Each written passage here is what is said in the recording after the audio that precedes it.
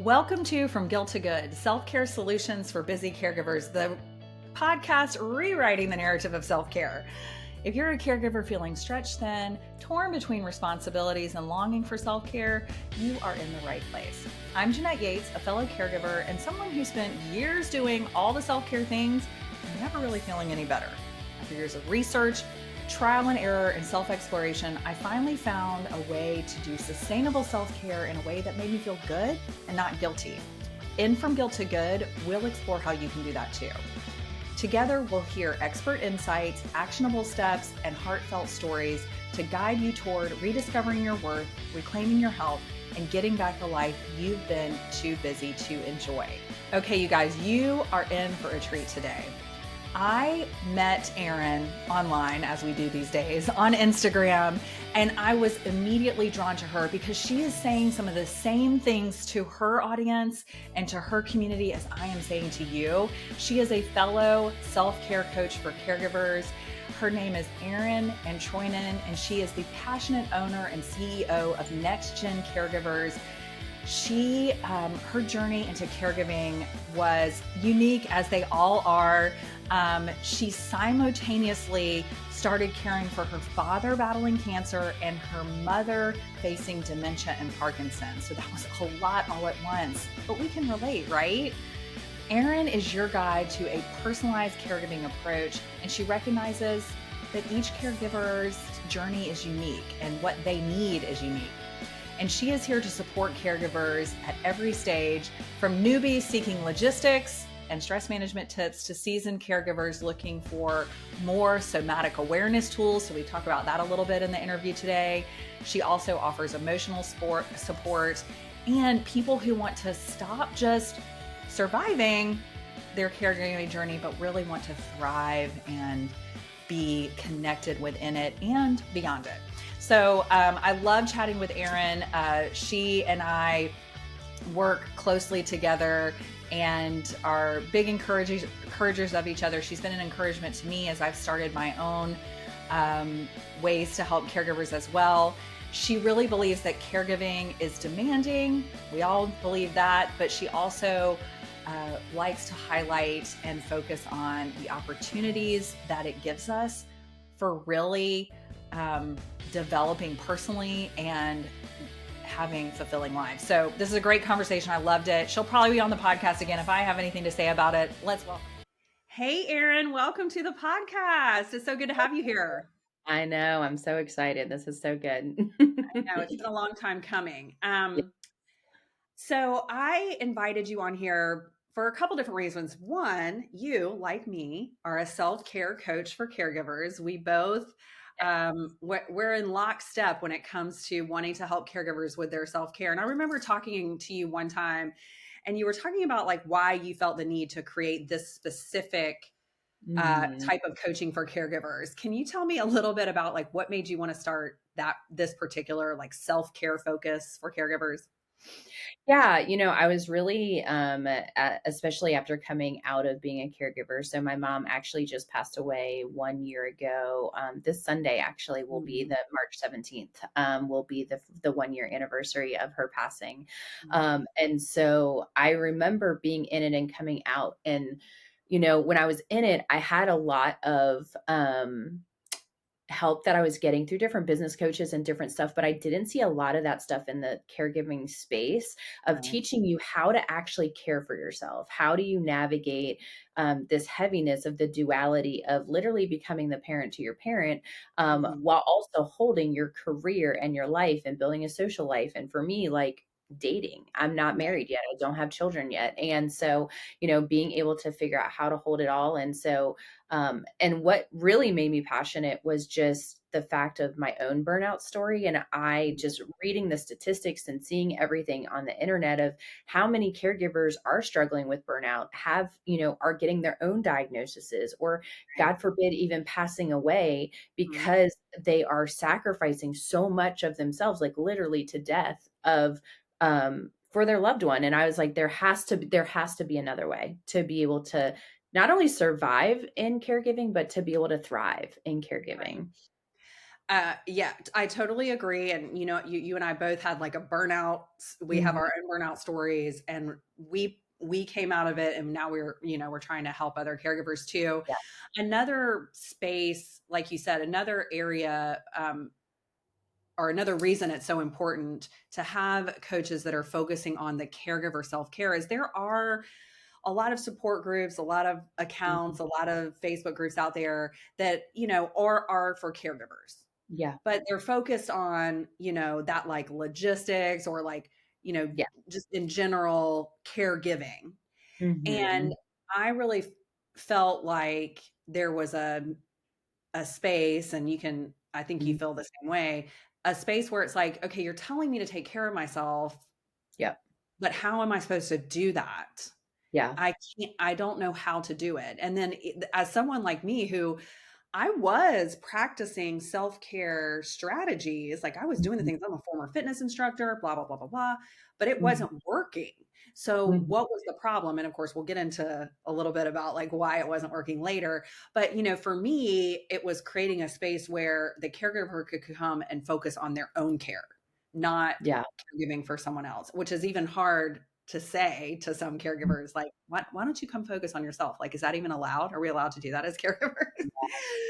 So anyway, before we dive deeper into self-care in general, I would love Mhm. for you to share a little bit of your caregiving journey, whatever you feel comfortable with. I know this is a kind of a hard time, so Mm.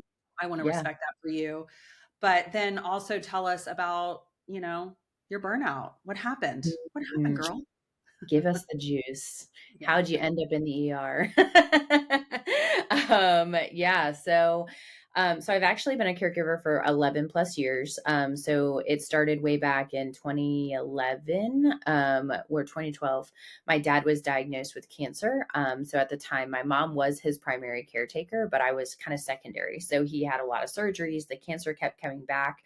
He was in the hospital a lot. So she actually at the time was the manager. I was in direct sales, and so she was my office manager. So when she was not in the office, we just took the office to the hospital, and we sat in the waiting room and did what we had to do, and just supported her and helping her to figure out doctor's appointments and just stuff like that throughout the years while navigating my own life in my 30s. And everything took a dramatic shift though, probably 2017, 2018.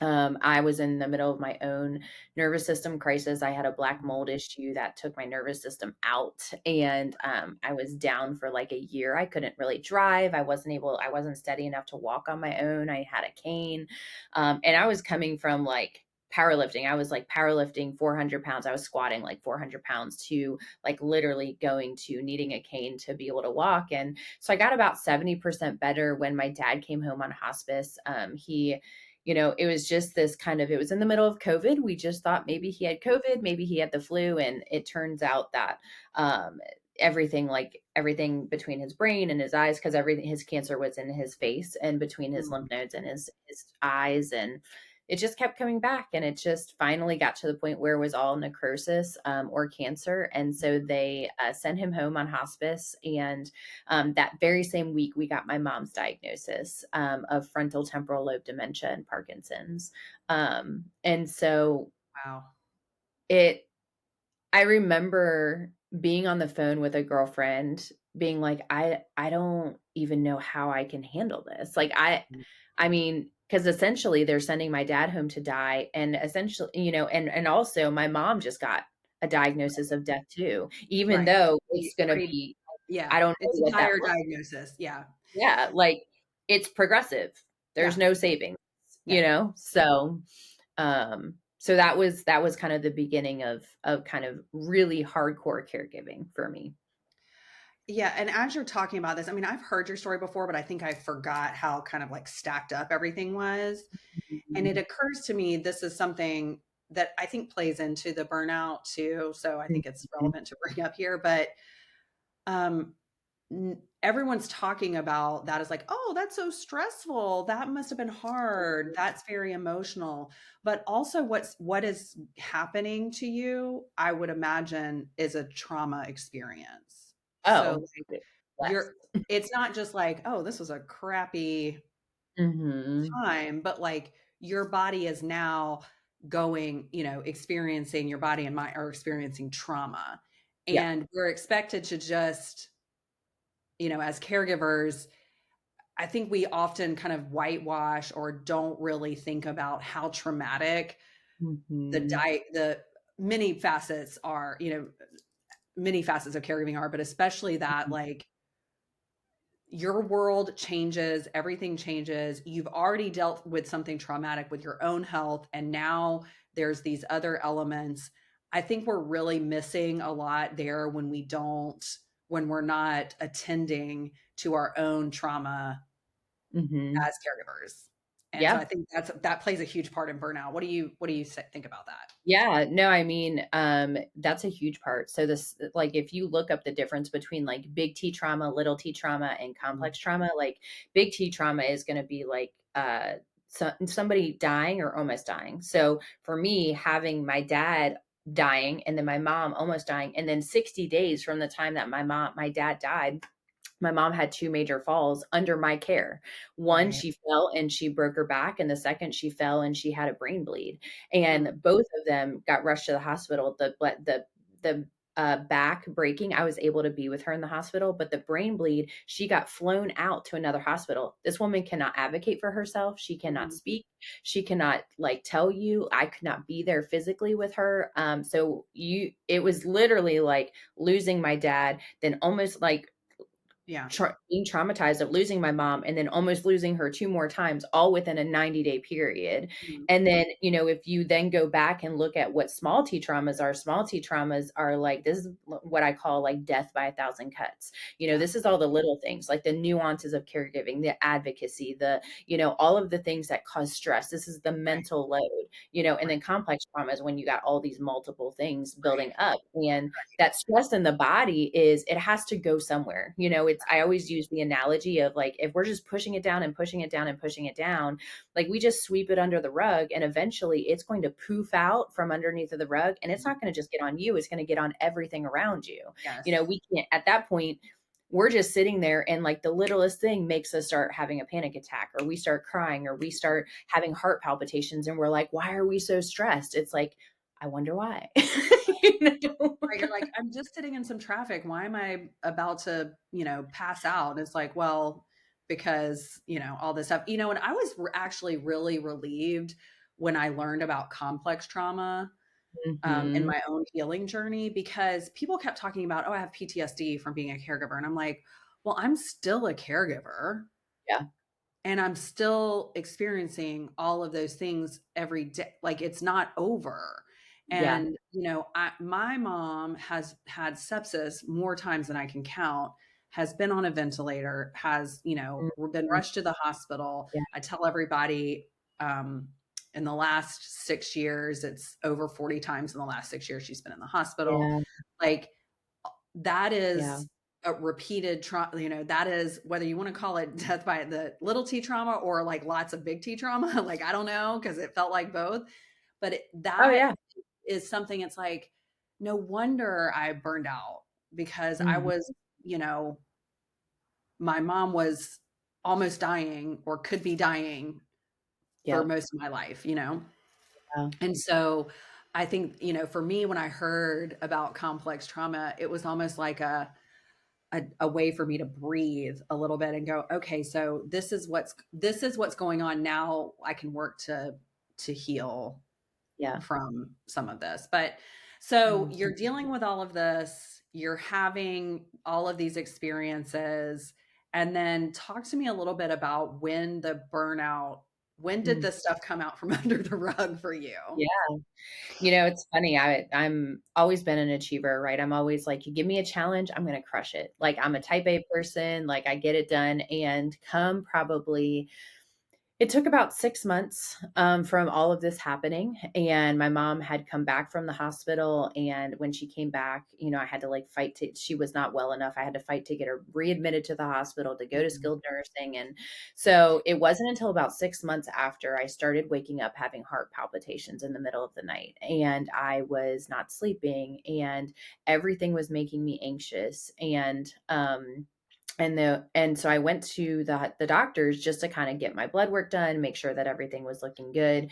And she called me and she was like, Erin, you need to get to the ER immediately. Like your Mhm. blood work is showing signs of a heart attack or a possible um, lung clot. And so you need to get there right away. She said, we'll call ahead. You'll get like priority. And scariest day of my life because there was nobody that could go with me. We were in the middle of COVID. And when you have to advocate for yourself, um, especially when it comes to like lung clots and like all of this stuff, it was so scary. But like the Yeah. good thing is that it ended up just being a panic attack, but it Yeah. was a huge awakening to me that there's something really wrong here with me and that I literally will not survive.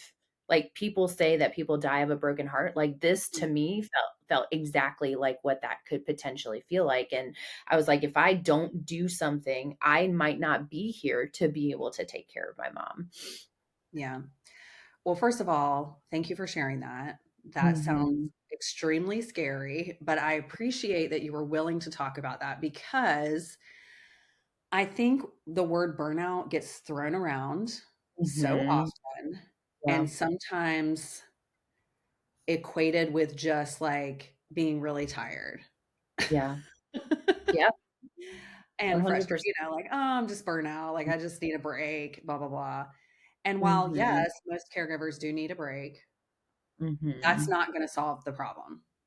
Yeah. Because if you still go back to the same situation, the same strategies or lack of strategies and Yeah. boundaries, et cetera, if you haven't addressed the root problem, then the burnout's going to come back and it may come back even worse. Especially, I know for some people, they're like, well, I just had a break. I can't take another one. It's like, Yeah.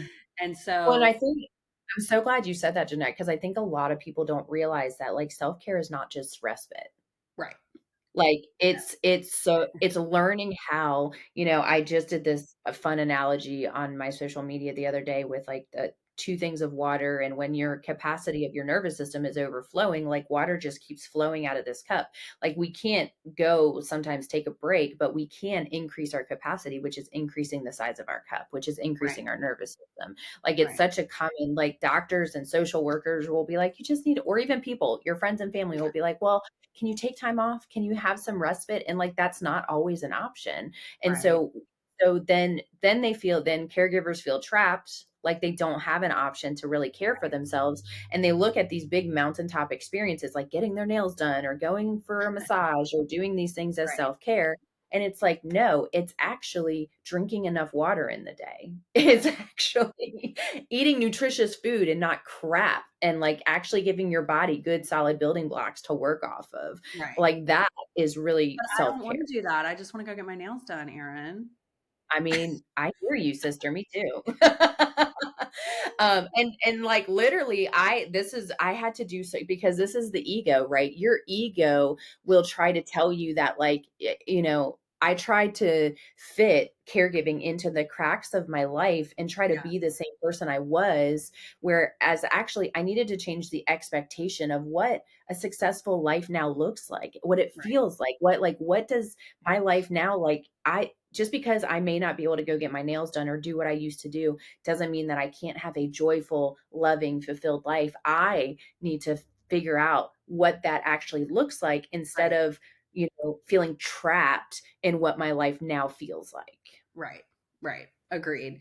And I think too, the when we're talking about, you know, yes, please. I'm really not knocking going to get your nails done. I go get my nails done. I love massages, but that, Me yes, too. we totally advocate. Yes, please. If somebody offers to take care of some caregiving stuff for you, so you can go do that, please say yes. Please go. Yeah. But it is in the day to day Mhm. tending to yourself. I almost have like obviously I'm going to still use self care to talk about it, but like I tend to talk about it as tending to yourself as if you would a garden, which I'm not even a gardener, but I know from being raised in the South and having grandmas in the garden all the time, how much tenderness and care and consistency you have to have on a daily basis so that you get those beautiful the beautiful fruit or the beautiful vegetables, right? Or the Mhm. flowers.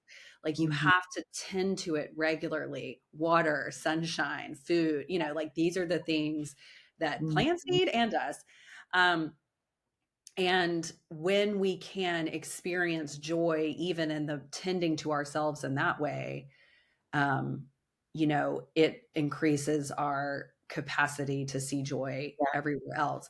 Now, I do want you to dive a little bit deeper because I saw that story, girl. I saw that reel with the capacity, and I talk about capacity and with Mhm.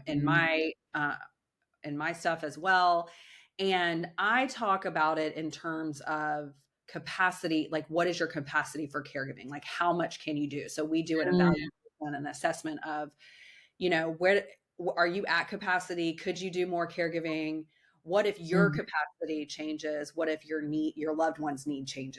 Mhm. So that's how I talk about capacity. But when you're talking about capacity in that analogy, you're talking about nervous system capacity. So I wonder if you can break that open just a little bit more for us because I love some nervous system conversation. So let's Yeah. go into that a little bit more. Yeah. So, yeah, I learned so much through I tell you, the one of the greatest gifts of my life was my mold sickness because it really taught me because it attacked my nervous system and I would not have understood nervous system capacity and all of that stuff. And so, we all have a certain level of capacity in our nervous system and what that means in terms of like what we can do from things coming in from what you're doing with your kids in terms of spoon. If you've ever heard of spoon theory, Mhm. this is what so many people, you have so many spoons of what your body's able to do, what your mind is able to do on a day-to-day basis. And for someone who's not caregiving, let's say they have like 14 spoons and so they're able to just keep dishing things out and doing stuff. They're handling their day with ease, whereas a caregiver, when they wake up, they might only have 8 spoons to begin the day with. Right. And then you're now and it takes them 2 spoons to get ready, whereas it only may take somebody 1 spoon to get Right. ready. And so when we have all this stress built up in our nervous system, everything feels harder. Yes. Decisions feel harder. Yes. Like we can't make up our mind about things. We stop trusting ourselves because we feel like we've messed up before. And what if I mess up again? Or like, is this the right decision? I don't know. And so there's this, you're either kind of in this place where you're hyper activated, where you're like hyper vigilant, you're looking around, you're always looking for a threat, right? And this was Right. very early on when mom fell, like I was always looking for a threat. I was always on. And so my Right. nervous system almost like if you pay attention, it almost buzzes in your Yes. body. Yeah. And it like it's this like it's like electricity. You can Yeah. feel the electricity in your body and you know that you're not grounded, you're not centered, you're not all of those things and you got to like bring yourself down. Yep. And or you could be hypo where you're on the opposite side where the fatigue and the lethargicness is like taking over and you've got to find a way to like ramp your capacity back up, which is just when I say ramp your capacity up, all I mean is nourish your nervous system. Right. Take care of your nervous system. What are You those still things may that not are be able to do all the things you think you should be correct? doing, but Mhm.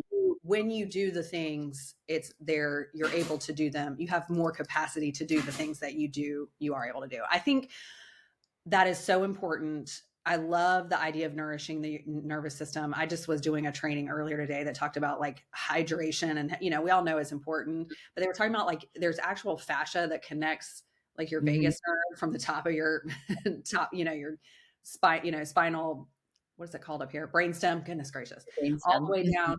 And it's all connected. And if it gets dehydrated, it basically is ruinous to you. So it's Yeah. like, oh, this Well, isn't just about like not being thirsty. This is no. yeah. Well, and your vagus nerve is the only nerve that touches almost every organ in your Right. body, Right. which is what's responsible. And so constantly, so I don't know if you know this, but 20% of the signals are going from your brain to your body Yes. in the vagus nerve, but 80% are going from your body to your brain.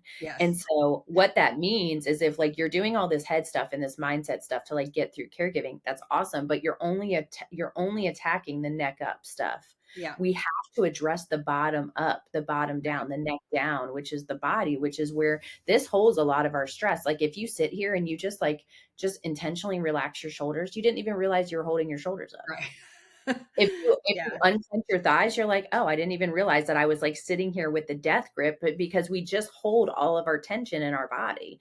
right.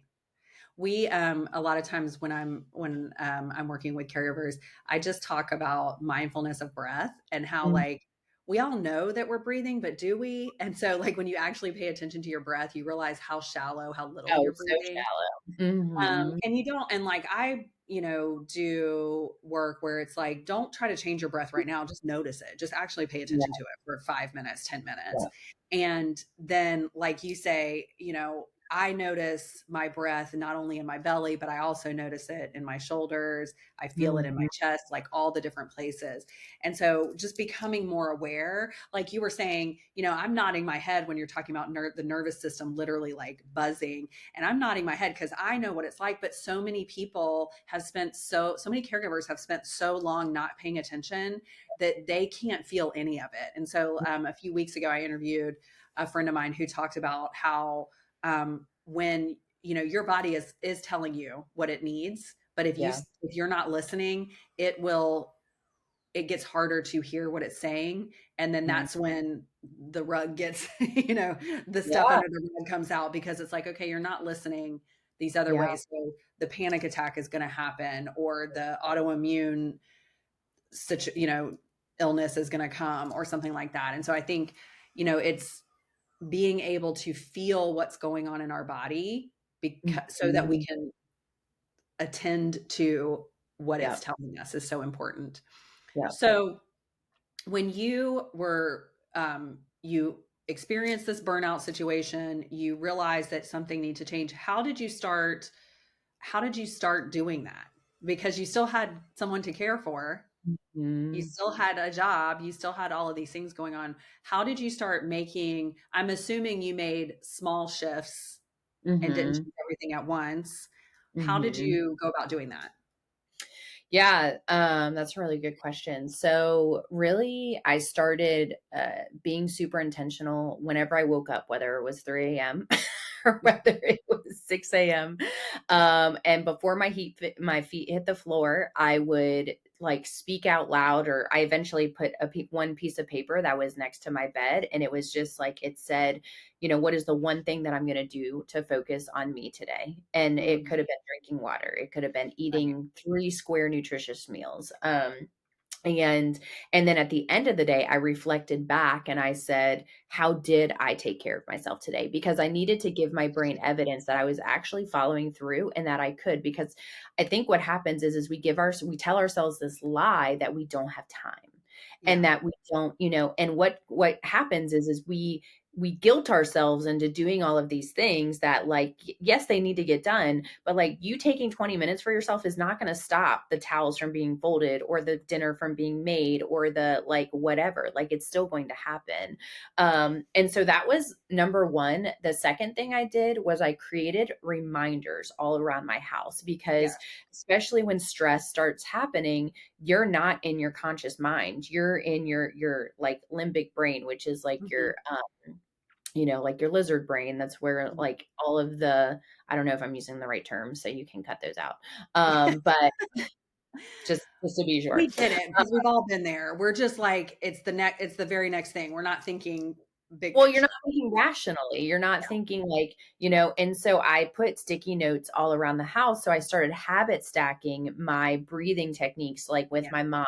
So when she was brushing her teeth, I was doing box breathing. Yes. When we were getting ready for bed, I would make sure I'm breathing into my belly and then exhaling out all the Yeah. way. Mhm. Just little things that like, and I would put these little reminders, and sometimes she would do it with me. Sometimes I Mhm. would do it by myself. I tried to engage my mom and as much as she would participate in, because Mhm. the thing is like, it will help her too. Right. Like I think that our loved ones, we discount them, especially if they have dementia or Alzheimer's. Like Mhm. I talk to so many caregivers that are like so frustrated by the behaviors and the things. And I'm like, can you imagine like all of a sudden not knowing your brain, your body, your environment, Mhm. and like coming in and out of consciousness with that, and Mm. like they have a brain situation that they can't control, Right. and so it's up to us now, and that sucks that it's up to us, like, it sucks that we have to carry the mental load, the physical load, the emotional load, like, all like, it sucks, like, I'm not even gonna sit here and act like it's okay, like, it sucks, and also, we get to choose our perspective and extend grace and have Mm. patience, and it's hard some days. I'm not gonna Yeah. act like it's easy because there's some days where I was screaming at my mom, Yeah. and also when I figured out how to do these techniques, I realized my anger was about me, not about her. Right. Or it's about the situation. Like it's yeah. Yeah. It's yeah. Well, it was Um, about the emotion that I was feeling, not about me. It was about the emotion, and I needed to give myself permission to feel that emotion. I think sometimes in society, like, we're taught, like, not to be angry or not yes. to, like, be bitter or not to be jealous, like, these are bad feelings, and emotions just are. I think sometimes Right. we, like, label them as good and bad, and they aren't good and bad, they just are, and I think when we can give ourselves permission and space to be like, "I'm angry, like, I wanna go scream in a pillow," go scream in a pillow. Please do. Yes. Please do. Please do. Like, go You and you so yeah. Yeah. Well, and I love that you said that because well, first of all, thank you for saying that you screamed at your mom because it's because first of all, that's real. I can't tell you every time somebody's like, "Oh, Jeanette, you were a saint for taking care of your mom for the past 40 years." I'm like, Oh first my of god. all, One person please. said that to me one more time. Yeah. Like, I'm like, I appreciate that. It has been, quite a journey.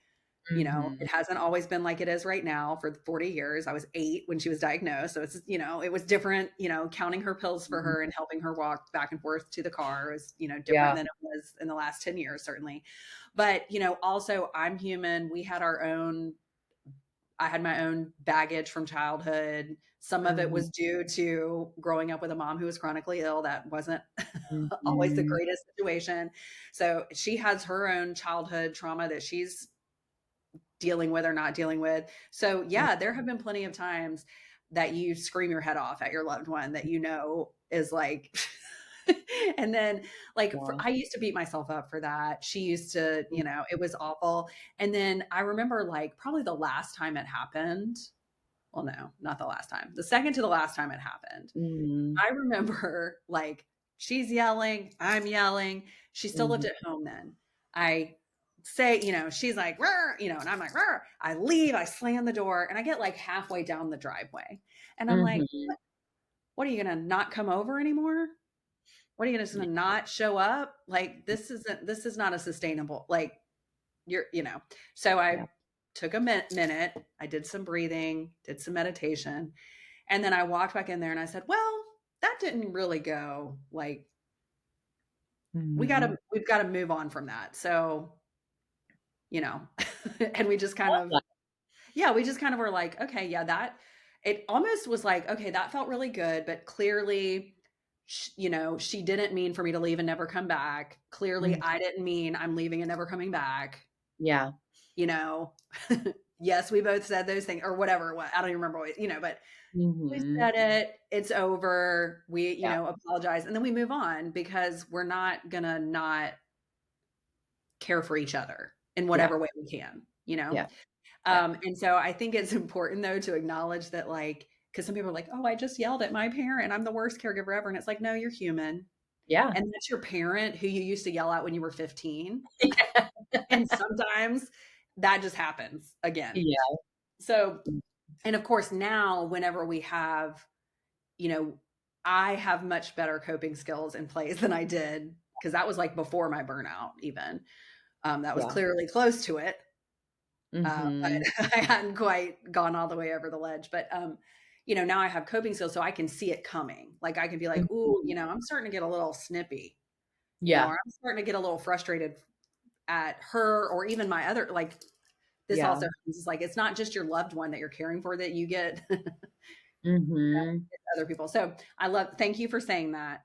And then I also want to make sure that we talk about to what I wanted. Okay, let me think. So, Gary, please cut this out. Take a Can I add pause. one thing Yes, before you go into your next thing? yes, please. Thank you. Um, what did you just say that I was like, "Oh, yes." that we don't give up on each Mhm. other? Oh, yeah. So one thing that I teach my clients is how to learn the language of your body so that because there's the trigger and Right.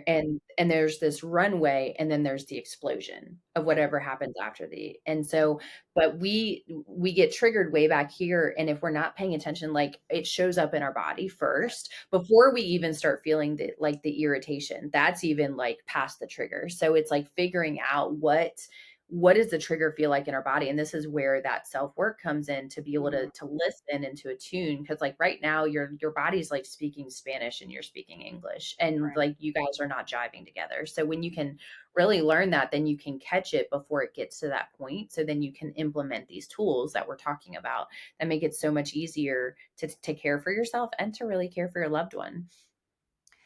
I also love that you talk about breathing because it is probably my favorite Mm, self-care practice. yeah, Um, Partially because as long as we're alive, we're going to have our breath with us. yeah, So it's an easy tool that we can use.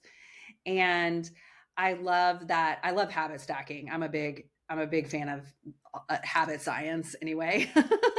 mhm, But I love that you did that. But one of the things that I have learned, and I wonder if this is something that it kind of sounds like similar to what you did, but one of the things that I work with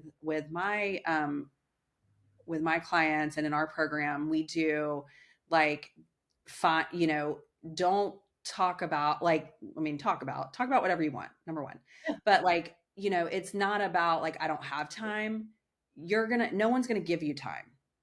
So if you're mhm, just waiting for like time to get easier, like find the time or like mhm, things are going to slow down.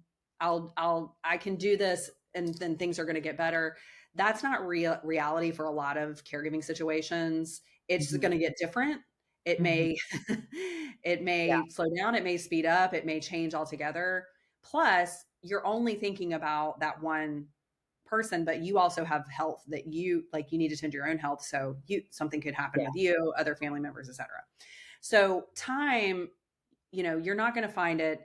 Somebody's not going to give it to you. You're really going to have to make it or take it. mhm, And, like I use both of those terms. And so for mhm, me, one of the things that I did, so it sounds like you had the sticky notes and you were like using time that was already being filled with something else, but you're going to also embrace it for yourself. So I love that.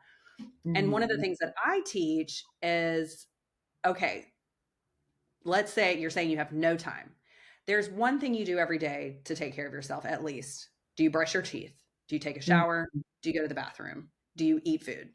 One of those mhm, things. Pick one. I usually do toothbrushing as my example because it was toothbrushing and then like face washing. That was this is how I did this is how I incorporated this. I would say if I was brushing my teeth and I had a really busy day and I was going to be, jumping and moving all around, I would say mhm, this 2 minutes when my quip goes off, this is all the time I have today. Okay. So I'm going mhm, to embrace this 2 minutes. This is my self care for the day. Right. mhm, So I would do that. And then lo and behold, I'm brushing my teeth and then like, oh, maybe I should do some flossing, which my dentist was thrilled about. Then I'm gargling, I'm like expanding that 2.5 minutes to 5 minutes because that's the only time I'm going to get. So I'm going to mhm, embrace that 5 minutes. And then lo and behold, as I do that throughout the day with like, oh, I'm going to sit down and eat this lunch.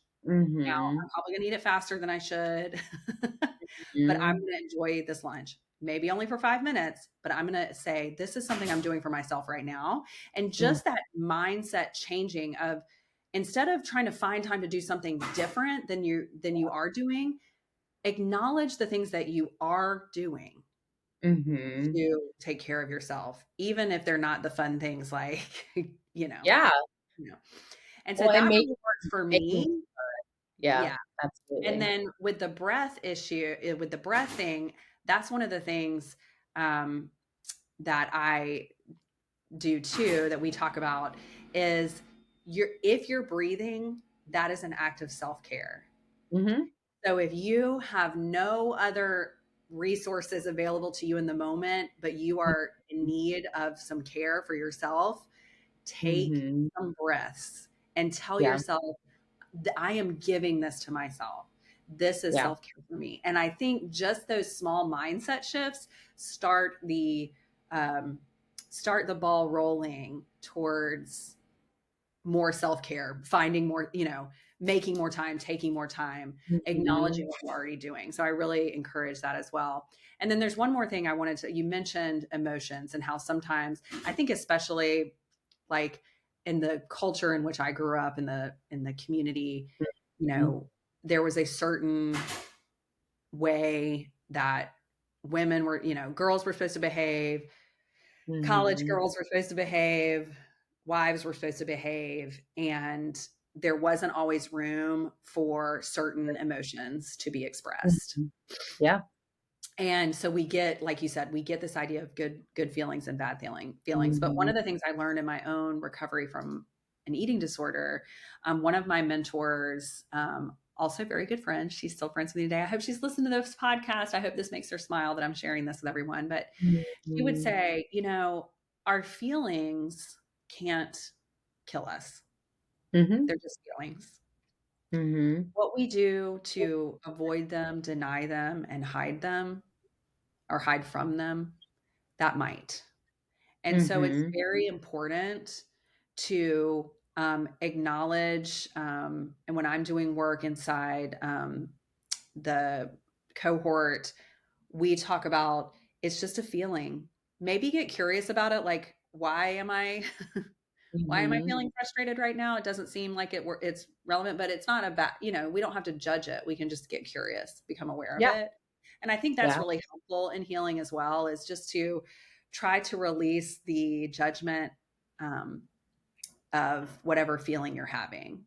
Either just Mhm. let it go, just like kind of, especially during emotional. Oh my gosh, I'm so sorry. Bless you, girl. I've been sneezing and sniffling this whole time too. Um, letting that feeling go, or, if it's really something that's like, no, I can't seem to let it go, maybe get curious about it. And there's ways to deal with that too. But I Mm. just want to throw that in there and honor my good friend that taught me that. I still remember it to this day. Mhm. Okay, so we could talk for another 45 minutes, I am sure, but Absolutely. let's go ahead and wrap it up. Erin, I would love for you to share any encouragement or anything that you Mhm. specifically want to share with our audience, and let them know how they can get in touch with you. If you follow me, you're probably gonna. I talk about her often and tag her and post all the time. But please tell us how we can stay in touch with you and learn more about what you do. Yeah, so first, before I do that, I would say to you as a caregiver that you're doing a really good job Yeah. and that you are equipped and that you know the next best step to do for your loved one Hmm. and to lean into that trust in yourself and that no one is as good as what you can do for your loved one in terms of being able to make decisions and figuring that out. I think sometimes we lean into like, well, what should I do? And should I do this? And should I do that? And just know that you know your loved one the best and you can advocate for them the best. And you're doing an incredible job if no one has told you today. And so, I would love, if you're leaning in and you're like, man, this has been some good stuff. Like you can find me on all platforms at Next Gen Caregivers, or my name. So Erin Antroinen. And on my Instagram profile, you'll see a link. I have right now a thriving starter kit for caregivers, like teaching you basically those first 4 steps that I went through to get a hold of my anxiety, to get a hold of that, to really move from chaos to peace, from in day to day to thrive. Because it's not only just, I want to help you not only to thrive in caregiving, but how do you thrive in your life? Yeah. Because caregiving is not everything that you're doing right now. And so, and Yes. I just want to thank you, Jeanette, for this conversation. I love that we're both in this space doing this, and the empowerment of teaming up and doing this podcast together means everything because I think more people need to hear about this. And the more that we can talk about it and get loud about it, the more that people are going to be able to be changed and know that they can have a different experience in caregiving. Yes, I totally agree. And I'm so appreciative that you took the time to join me today. You guys, I will also link everything in the show notes. And speaking of, we were talking about like 5 minutes and breath work. It reminded me that I have a resource that I'm also going to be sharing, and I'll share it with you too, Erin. Um, It's called hit, pause, and press on. So if you're having those days where you need 5 minutes, each one of these guided meditations is just 5 minutes long, and it's perfect for like, I'm in the car, I've got to go to a doctor's appointment, or I need just 5 minutes before I have to go do bath time with my loved one, or whatever it is. If you just want 5 minutes, I've got these great little, like I said, there's just 3 of them, although I may add more. But right now that you get 3 guided meditations that walk you through just getting you grounded when the bottom drops out. That's what we do. So I'll have that, and I'll link, Erin, your socials in there as well. Thank you so much for joining me today. Thank you for listening and watching, and we'll see you again next time. Thank you for joining me today. From Guilt to Good Podcast is a proud member of the Whole Care Podcast Network. To access additional self-care resources that help you feel good, not guilty, and figure out how to contact Erin, check out the show notes or head to theselfcaregiver.com. Subscribe now and join me in going from guilt to good as you rediscover your worth, reclaim your health, and get back the life you've been too busy to enjoy. And if you've enjoyed this show, please take a moment to leave us a review. Your feedback really matters, and it helps other caregivers find this podcast. We're redefining self-care for caregivers, one episode at a time. And until next time, remember, you are worthy of the same care you give.